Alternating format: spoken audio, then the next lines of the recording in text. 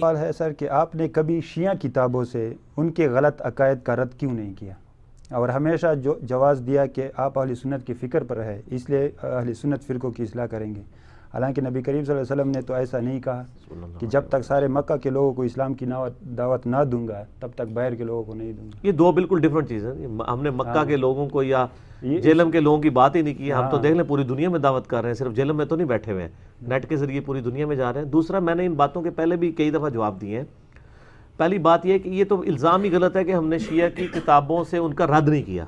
سر میرا پورا لیکچر ہے مسئلہ 162A، مولا علی علیہ السلام کے 5 خطبات نہج البلاغہ سے، ان کی روشنی میں خلافت راشدہ کے 30 سال۔ دیکھیں شیعہ کے ساتھ ہمارے بنیادی طور پہ 2-3 اختلافات ہیں نا، ٹھیک ہے نا جی، اور وہ اختلاف بھی پھر میں ہی حق رکھتا ہوں کرنے کا، اس لیے کہ جو اس پلیٹ فارم سے ہٹ کے کر رہے ہیں نا وہ خود ان کو منہ نہیں دکھا سکتے۔ مثال کے طور پہ اگر میں کہوں جی نہج البلاغہ میں یہ لکھا ہوا ہے تو دیوبندی بریلویوں کو تو وہ کہیں گے جی صحیح بخاری میں رفع الیدین لکھا ہوا ہے، تم کیوں نہیں چل رہے اس پہ؟ تو دیوبندی بریلوی کیا بات کریں گے شیعہ کے ساتھ؟ اگر یہ کہیں گے کہ نہج البلاغہ میں مولا علی علیہ السلام نے معاویہ بن ابی سفیان کو خط لکھا اور کہا کہ جو میں نے HD کیمرے میں دکھایا بھی ہے، میرا وہ یعنی ویڈیو لاکھوں لوگوں تک پہنچی ہے واٹس ایپ کے ذریعے، کتنے لوگوں تک؟ آپ جا کے لکھیں کہ خلفائے ثلاثہ کی شان یا 3 خلفاء کی شان نہج البلاغہ کی روشنی میں، لاکھوں لوگوں نے کلپ دیکھا ہے۔ 162A مسئلہ میں نہج البلاغہ سے 5 خطبات دکھائے ہیں کہ بھئی حضرت علی نے خط لکھا ہے معاویہ بن ابی سفیان کو کہ مجھے انہی اصحاب نے خلیفہ چنا ہے جنہوں نے پہلے 3 خلفاء کو خلیفہ چنا ہے، اور کسی کے لیے جائز نہیں ہے کہ وہ اس خلیفہ کی مخالفت کرے کہ جنہوں نے پہلے 3 خلفاء کو چنا، اور ان اصحاب کی مخالفت اللہ اور اس کے رسول کی مخالفت ہے۔ تو یہ میں نے دکھایا خطبہ، ٹھیک ہو گیا نہیں؟ یہی کرنا تھا نا۔ دوسرا اختلاف، یہ تو ایک وہ اختلاف ہے جو پبلکلی ہے۔ دوسرا اختلاف بھی صرف میں ہی کر سکتا ہوں۔ کیوں؟ دوسرا اختلاف ہمیں سب و شتم کے حوالے سے ہے کہ ممبروں پہ یعنی صحابہ کرام پہ لعنت کرتے ہیں، تو سر یہ سنی کی تو جرت ہی نہیں ہے۔ آپ کر کے دیکھیں، وہ آپ کو کہیں گے حضرت معاویہ حضرت علی پہ لعنت کرواتے تھے، آپ معاویہ کے بارے میں شرعی حکم بیان کریں، تو سر ہم کہیں گے کہ حضرت معاویہ بھی غلط ہے اور آپ بھی غلط ہے۔ آپ شیعان معاویہ ہو، ہم شیعان علی ہیں۔ شیعان علی وہ ہیں جو خوارج کے لیے بھی دعائیں کر دیں مولا علی نے، اور شیعان معاویہ وہ ہیں جو اسی طریقے پہ چلتے ہوئے آج بھی سب و شتم کر رہے ہیں۔ تو سر یہ بھی اسی پلیٹ فارم سے ہی بات ہو رہی ہے۔ اچھا، اب اللہ کے نزدیک جو سب سے سینسٹیو ایشو تھا وہ توحید تھا، تو سر میرا کون سا لیکچر ہے جو توحید سے خالی ہوتا ہو؟ میں اگر مولا علی علیہ السلام کی شان بیان کرتا ہوں تو ساتھ کہتا ہوں کہ مولا کا مطلب مشکل کشا نہیں ہے، بار بار اس کو ہائی لائٹ کرتا ہوں۔ اور کون سا اختلاف رہ گیا؟ عقیدہ امامت کا رہ گیا، تو عقیدہ امامت پہ میں ان کو بھی کہتا ہوں کہ بھئی انہوں نے تو عقیدہ امامت ڈیوائن مان لیا ہوا ہے کہہ کے، اور آپ نے بغیر کہے مانا ہوا ہے۔ کیا امام حنیفہ، امام شافعی، امام احمد بن حنبل، امام مالک رحمہ اللہ اجمعین کے جو اپنی طرف سے سو کالڈ بنے ہوئے ہیں مقلدین، انہوں نے تو نہیں، اماموں کا تو قصور نہیں ہے، جس طرح عیسائیوں کا قصور ہے نا، حضرت عیسیٰ کا تو قصور نہیں ہے۔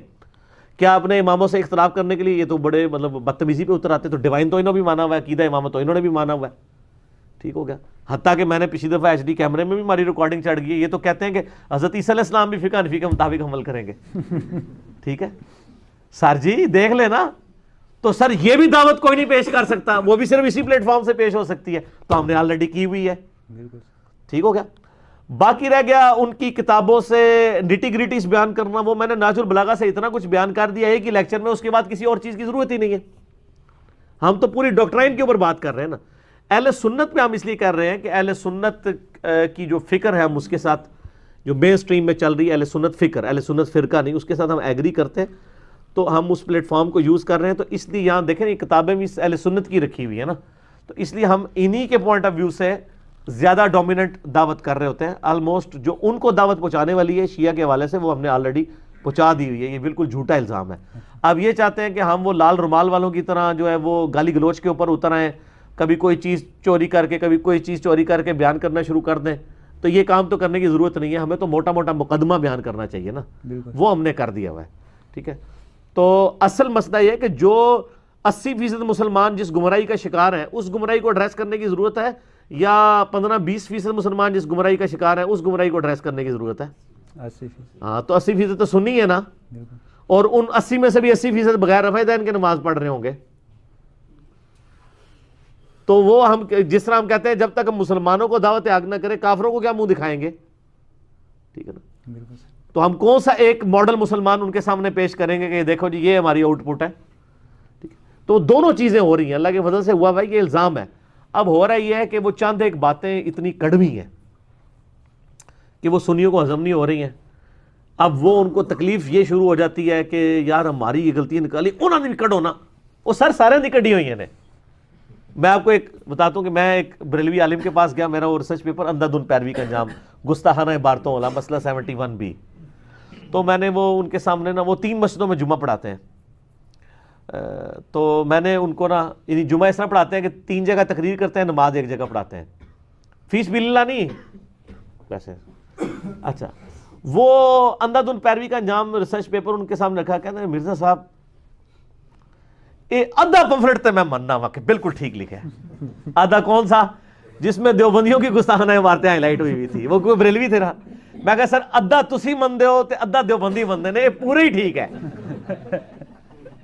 کیونکہ دیکھیں اگر آپ یہ کہیں گے کہ جی اشرف علی رسول اللہ جو ہے یہ کفری ہے اور چشتی رسول اللہ جائز ہے, تو دوسرے کہتے ہیں چشتی رسول اللہ کفری ہے اور اشرف علی رسول اللہ جائز ہے. ٹھیک ہو گیا نا. تو سر یہ پورا پمفلٹ ہی ٹھیک ہے, آپ پورے ٹھیک نہیں ہیں, آپ آدھے ٹھیک ہیں, تو آپ اپنے آپ کو پورا کریں.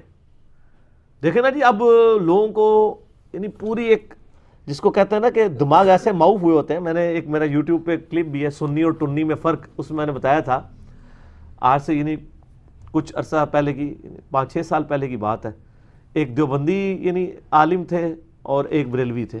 دیوبندی فارغ التحصیل تھے, بریلوی آخری سالوں میں پڑھ رہے تھے, دونوں ادھر بیٹھے ہوئے تھے. تو میں نے یعنی بریلوی سے یعنی پہلے دیوبندی سے پوچھا چشتی رسول اللہ کے بارے میں, کہتا جی کفر ہے. میں نے کہا اشرف رسول اللہ, کہتا یہ آپ کو سمجھ نہیں آئی. وہ اب میں نے ایچ ڈی کیمرے میں سمجھا دیا ان کو, وہ خواب ہے خواب ہے. میں نے خواب کیا, اس کے آگے بیداری میں لکھا ہوا ہے کہ میں پڑھ رہا ہوں. ٹھیک ہے, میں نے اس کو بریلوی کو کہا, میں نے کہا یہ جو اشرف رسول اللہ, کہتا جی ہم نے تو پہلے ان کو کافر ڈکلیئر کیا ہوا ہے, آپ کو پتہ ہی ہے. اچھا, میں نے کہا یہ جو چشتی رسول اللہ ہے, کہتا یہ میں بڑے علماء سے پوچھ کے بتاؤں گا. اندازہ کرو, یعنی ایک لفظ چینج ہویا ہے, اپنے بابے کا نام آیا ہے تو انہوں فارمولہ ہی بھول گیا ہے.